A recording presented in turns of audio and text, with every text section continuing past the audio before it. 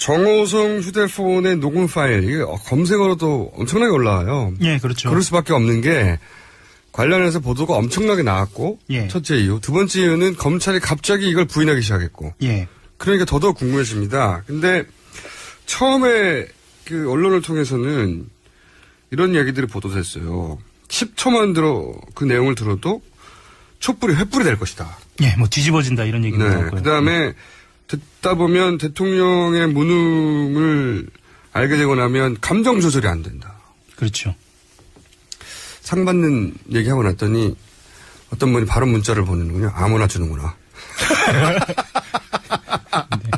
그래서 하영 기자 받는 거 보면 아무나 주는 거고 제가 받았을 때는 아무나 받는 게 아니었는데 많이 바뀌었네요. 자, 이게 근데 네.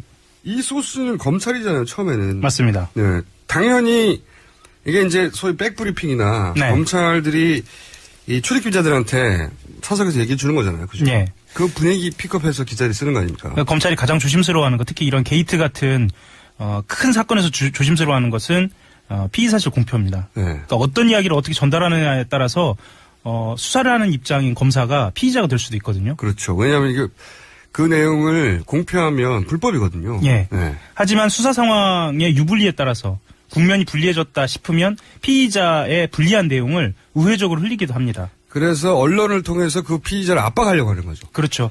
아마 기억이 나실지 모르겠습니다만 고 노무현 전 대통령의 네. 그 논두렁 시계 버렸다. 그렇죠. 이게 아주 대표적으로 피의 사실을 공표한 것으로 네. 그러면서 수사의 국면을 좀 바꿔보려고 했던 것으로 이제 알려져 있죠. 그렇죠. 그런 것하고 같은 맥락에서 이 정호성 녹음 파일이 나왔다라고 보는 시각이 우세합니다. 예. 네. 기자들이 그러니까 뭘 듣고 쓴 건 맞아요. 네. 듣고 쓴 건 맞는데 그리고 나서는 이제 심지어는 흔히 말하는 찌라시에 네.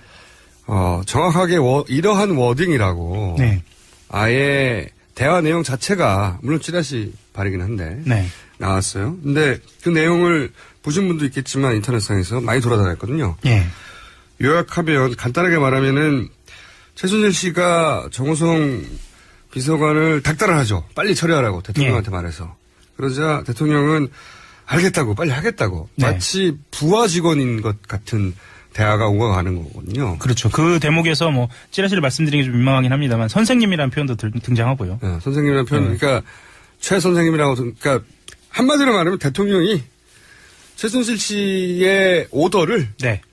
제 시간에 진행을 못해서 혼나는 듯한 뉘앙스예요. 그런 뉘앙스로 네. 알려지면서 좀 파문이 일었죠. 거기서부터 태도가 바뀝니다. 검찰이. 네. 사실 무근이고 뭐 선생님이라는 단어는 등장하지 않고 뭐 그렇게까지 과장된 거다 이렇게 태도가 확 바뀌어요. 아마 언론에 나오는 보도를 주시하고 계신 분들은 아마 아시겠지만 이 녹음 파일이 등장한 이 순간부터 동시에 검찰의 수사도 유리한 방향으로 바뀝니다. 그렇죠. 여론이 검찰을 지지하기 시작했고 예. 네.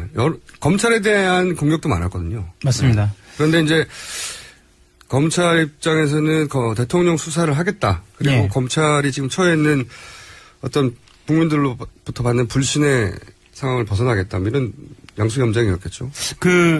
당시에 이제 이 내용을 부인하는 검찰의 입장을 좀 들여다보면은요. 일종의 그 찌라시에 등장하는 내용은 정확한 사실은 아니다. 그러나 뭐 거기까지만 이야기합니다. 그러면은 기자는 어떻게 알아듣냐면 뉘앙스로는 맞구나. 이렇게 알아듣는 겁니다. 그러니까 서로 간에 기자와 검찰의 브리핑 사이에 이제 행간들을 가지고 서로가 이제 보도를 할 수 있느냐 없느냐를 판단을 하는 겁니다. 그리고 알려진 것처럼 뭐 촛불이 횃불이 될 것이다. 라는 뭐 이런 반응보다는 어쨌거나 이것을 보면 누구든 촛불 집회를 나가는 것을 마음으로 지지하게 되는 뭐 이 정도 뉘앙스는 서로가 이제 풍기는 겁니다. 그러고 갑자기 이제 이거 유출한 사람이 누구냐고 막 색출 작업도 검찰에 하고 있잖아요. 그렇죠. 뭐 보통은 이제 그렇게 하게 되죠. 네. 예. 근데 보통은 이제 유출한 사람이 색출하지 않습니까? 검찰의 언론 플레이는 그런 식으로 진행됩니다. 유출을 해놓고 막 누구냐고 막 색출을 해내라고 막 한단 말이죠. 예, 과거 사례도 그랬습니다. 네. 근데 그 색출을 하라고 하는 사람이 육출을 한 사람이에요, 보통은. 그래서 저는 이 말씀을 꼭 드리고 싶은데요. 네. 지금 검찰이 어쨌거나 수사는 열심히 하고 있는 건 사실입니다. 하지만 100% 믿을 만한 것이냐. 그 워딩을 다 믿어서는 안 된다. 예. 네. 근데 이제 이 대화 내용의 전체적인 뉘앙스를 부인하지는 않는 거죠, 현재도. 그렇죠. 예, 정확한 워딩들이 나온 건 아니다, 뭐 이런 식으로 얘기하는 건데. 그러니까 이제 조금만 더 말씀을 드리면 선생님이라는 표현이 등장하느냐. 아니라도 물어보죠, 예. 지금. 그러면은 그것에 대해서는 이제 존칭은 등장한다라는 이제 뉘앙스로 이제 흘려 넘어가는 거죠. 선생님이 아니고 그러면. 그러니까 일상적인 표현으로의 존칭이 있는 거죠. 그렇군요. 꼭 선생님이 아니다 하더라도. 예. 네. 그러니까 전체적인 뉘앙스를 부인하지는 않아요. 근데 이제 이거를 자꾸 공개하라고 하니까 여론이. 예. 근데 공개를 검찰이 하게 되면 그 자체가 불법이 돼서 이제는 검찰이 처벌을 받게 되는 거잖아요. 맞습니다. 유출한 사람. 예. 그래서 유출한 사람을 찾겠다고 검찰이 막 나서는 거예요. 근데 유출한 사람이 보통은 색출하는 사람이라니까요. 과거에도 그랬고 이번에도 그럴 공산이 없지 않다. 네, 뭐 그렇다고 봐야죠. 네. 저도 좀 조심스럽네요, 말씀드리기가. 없지 않다, 네, 가능성이. 네. 그런 정황입니다. 그러니까 이건 아마 뭐 국정조사를 하니까 네. 국정조사에서나 아니면 특검에서나 혹은 법정에서나 어떻게든 나오게 되겠죠. 그러니까 검찰 같은 경우에는 뭐 흔히 말하는 꽃놀이패를 줬다고 볼 수도 있어요. 이런 사실이 있다는 건. 왜냐하면 본인들이 굳이 이걸 공개하지 않는다고 하더라도 그러니까 그 이후에 특검이라든가 현재 이제 국회에서 벌어진 여러 가지 루트를 통해서 이게 공개될 수도 있거든요. 그러면 자기 손을 거치지 않고도 또 본인들의 유리한 국면을 또 이제 다시 한번 그렇죠. 본인 유리한 국면을 만들어줬고 이제 자기들은 자기 손으로 피를 묻히지는 않겠다. 그 예. 정도. 최재경 민정수석 관련해서 민정수석을 자꾸 보류를 한다고 하는데 이 얘기는 최재경 민정수석은 계속 관둔다는 얘기를 하는 거잖아요. 그렇죠. 예, 지금은 입장은 애초에 사표를 냈을 때하고 변한 건 없죠. 그러면 한겨레 보도에 따르면은 예. 최재경 민정수석이 도저히 따를 수 없는 지시를 했기 때문에 네. 그래서 사표를 낸다고 한다는 건데 도저히 따를 수 없는 지시라는 게 뭡니까? 그게 이제 알려진 바로는 지금 현재 청와대하고 검찰하고 정면 충돌하고 있는 상황이잖아요. 예. 그런데 역사적으로 이렇게 정면 충돌을 할 때는 검찰의 수장을 교체하는 게 관례 예. 아니면 선례입니다. 예, 그래서 보통 이제 법무장관을 통해서 검찰총장을 교체하죠. 예. 네. 예, 그렇게 해서 보통 라인이 어떻게 내려가냐면 민정수석하고 법무부 장관하고 교감을 통해서 그렇게 네. 처리하는 게 보통의 선례이긴 한데 그런 게 아닐까라는 관측이 있습니다. 예. 첫 번째, 과거에 청와대의 어떤 국정 방향과 검찰이 맞지 않을 때는 법무부 장관을 통해서 검찰총장을 교체해 왔으니까. 예. 네. 그랬으니까 이번에는 그런 게 아니겠느냐. 예. 추정이 하나 있고. 또 다른 관측도 있나요? 뭐 본인이 할 수 있는 게 없다. 할 수 있는 게 없어서. 예. 아예. 그러니까 구체적으로 어떤 지시가 있다 없다를 떠나서 본인이 할 수 있는 게 없는 상황이 돼버린 거죠. 지금 상황에서는 뭐 유 변호사가 사실상 민정수석이죠. 예. 뭐 역할을 보자면 그렇게 되고 둘 다일 수도 있겠네요. 예. 저는 세 번째 가능성도 있다 봅니다. 그러니까 지금 검찰총장을 날려버리는 건 너무 눈에 띄는 거니까. 예. 수사팀 있지 않습니까? 팀을 뭐 해체하거나 쪼개거나 힘을 빼거나 이런 구체적인 지시를 했을 수도 있죠. 국정원 댓글 사건 때 그랬죠. 네. 예. 그때 윤석열 예. 검사가 사실은 이제 그 철퇴를 맞을 때 팀을 산산히 쪼개버렸거든요. 예. 그러니까 그런 방식의 지시가 내려갔을 수도 있다. 세 번째 가능성. 그렇죠. 아예 수장만 바꾸는 게 아니라 아예 그 팀을 네. 일선 검사들까지 다 쪼개버리는. 검찰총장을 바꾸는 건 눈에 띄지만 팀을 쪼개는 건 잘 눈에 안 띄거든요. 예. 그런 지시였을 수도 있다고 저는 생각이 들고. 최재경 민정수석 같은 경우는 이유를 생각하는 태도일 수도 있어요. 이렇게 떠내려가서 영영 다시는 복귀 못할 수도 있으니까요. 그렇죠. 예를 들면 그 정부의 마지막 비서관이 어떤 정부의 마지막 비서관이냐에 따라서 이후에 자기의 정치적 생명을 좌우하거든요. 이분은 검찰총장을 바라보던 분이었기 때문에 최재경 민정수석은 예. 이 그러니까 정권의 말, 그것도 비참하게 끝나는 정권 말에 민정수석 한번 하고 같이 떠내려가서 다시는 못한다. 이러면 사실은 괴로운 일이죠. 그렇죠. 예. 예를 들면 노무현 정부의 마지막 비서관이 지금 국회의원이고요. DJ 정부의 마지막 비서관도 지금 국회의원입니다. 네. 예, 김경수 의원, 최경환 의원이죠. 그런데 예. 이렇게 떠나가면 하기가 힘들죠. 심지어는 지금 어쨌거나 검찰 내에서는 본인들 스스로는 존경하는 사람 중에 한 사람이라고 하는데 실력을 인정받는 사람이고요. 그렇죠. 근데 이렇게 되면 자기의 어떤 이력에도 흠이 갈 수도 커리어는 있다. 예. 끝나는 거죠. 예, 그렇다고 사실상. 보는 거죠. 예. 그래서 커리어 관리 측면에서 그랬을 것이다 하는 관측이 하나 본인이 있고. 얘기를 안 하고 있기 때문에요. 네. 예, 지금까지는 뭐 기자들의 어떤 추정입니다. 예, 추정입니다. 이런 몇 가지 추정의 복합판이 아닐까 생각하는데 네. 시간이 거의 다 돼서 한 가지만 여쭤보고 갈게요. 7시간 계속 추적해 왔잖아요. 네. 어디까지 갔습니까?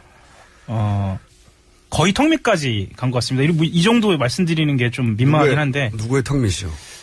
본인 턱밑? 말하고 싶어서 죽겠어요, 지금? 그러니까, 네. 도저히 부인할 수 없는 정도의 정황과 증거와 증언을 가지고 제시할 수준 거의 가까이 갔다? 어제 저녁 때 보도가 나왔는데요. 네. 세월호 당일에 간호장교 두 사람. 네, 두 사람이 있었다. 예, 두 사람이 사람이 있었다 뿐만 아니라 두 사람이 지금. 한 사람은 미국으로 보내버렸고. 예. 한 사람은 두 사람이 있다는 것 자체도 몰랐죠. 예. 한 사람이 있냐 했는데 그래서 그 사람이 미국 간 거인 것처럼 보도됐는데 그렇죠. 나머지 한 사람이 국내에 머물고 있었다는 거니까. 예. 기자들이 보기에는 이거는 감춘 것이다라고 거의 명백하죠. 보여집니다. 예. 네. 그러면은 그분을 통해서 최후의 한 조각이 밝혀질 것이다? 그분들이 등장할 수 있는 자리는 굉장히 많습니다. 예. 재판 플러스 청문회 플러스 뭐 앞으로 특검도 있고요. 한겨레가 계속 7시간에 주력해 왔는데 한겨레 취재로는 어디까지 갔다고요? 80%? 뭐 80% 정도는 간 것 그럼 같습니다. 한 가지만 여쭤볼게요. 네. 관내에 있어요? 밖에 있었어요? 한겨레 취재 결과로는. 그 지난주에 말씀 나눈 거니까요. 밖에 있었던 가능성이 더 정확한 가능성을 두고 있다? 아니요. 저희들은 가능성은 열어놓고 다양하게 열어놓고 있습니다. 비겁한 태도네요. 문자가 들어오고 있는 것 같습니다. 어쨌든 거의 결론을 향해 가고 있다. 예, 그렇습니다. 네. 네. 밖에 있었던 걸로?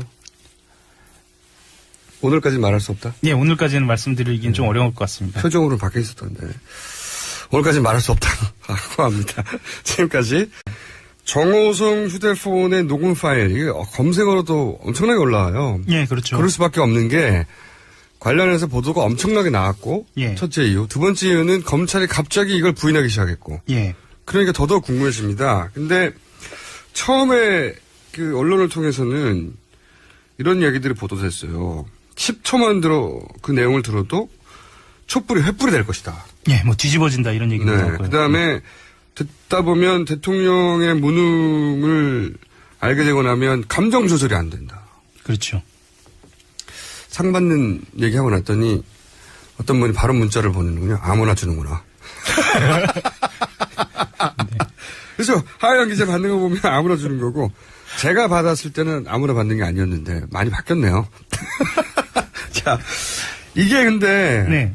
이 소스는 검찰이잖아요. 처음에는. 맞습니다. 네, 당연히 이게 이제 소위 백브리핑이나 네. 검찰들이 이 출입 기자들한테 사석에서 얘기해 주는 거잖아요. 그죠? 네. 그 분위기 픽업해서 기자들이 쓰는 거 아닙니까? 그러니까 검찰이 가장 조심스러워하는 것, 특히 이런 게이트 같은 큰 사건에서 조심스러워하는 것은 피의 사실 공표입니다. 네. 그러니까 어떤 이야기를 어떻게 전달하느냐에 따라서 수사를 하는 입장인 검사가 피의자가 될 수도 있거든요. 그렇죠. 왜냐하면 이게 그 내용을 공표하면 불법이거든요. 예. 네. 하지만 수사 상황의 유불리에 따라서 국면이 불리해졌다 싶으면 피의자.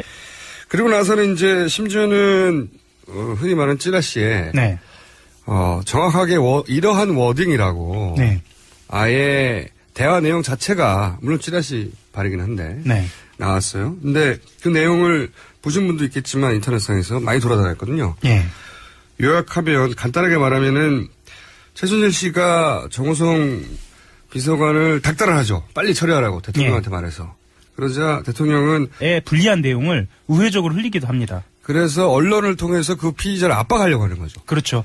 아마 기억이 나실지 모르겠습니다만 고 노무현 전 대통령의 네. 그 논두렁 시계 버렸다. 그렇죠. 이게 아주 대표적으로 피의 사실을 공표한 것으로 네. 그러면서 수사의 국면을 좀 바꿔보려고 했던 것으로 이제 알려져 있죠. 그렇죠. 그런 것하고 같은 맥락에서 이 정우성 녹음 파일이 나왔다라고 보는 시각이 우세합니다. 예. 네, 기자들이 그러니까 뭘 듣고 쓴 건 맞아요. 네. 듣고 쓴 건 맞는데